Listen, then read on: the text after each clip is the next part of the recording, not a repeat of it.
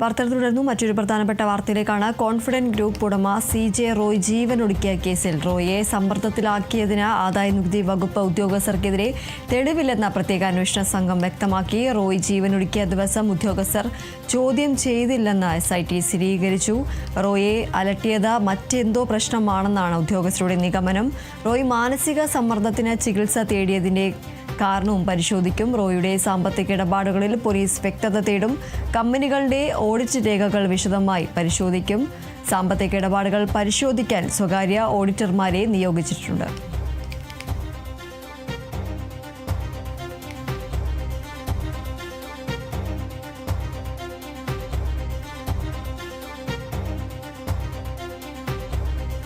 Confident group ഉടമ CJ Roy ജീവനൊടുക്കിയത് ആദായനികുതി വകുപ്പ് ഉദ്യോഗസ്ഥരുടെ സമ്മർദ്ദം മൂലമാണ് എന്നടക്കം കുടുംബം ആരോപിച്ചിരുന്നു. എന്നാൽ ഇപ്പോൾ ഈ ഒരു സംഭവത്തിൽ പോലീസിൻ്റെ ഈ ഒരു ഉദ്യോഗസ്ഥർക്കെതിരെ തെളിവില്ല എന്നതാണ് അന്വേഷണ സംഘം കണ്ടെത്തിയിരിക്കുന്നത്.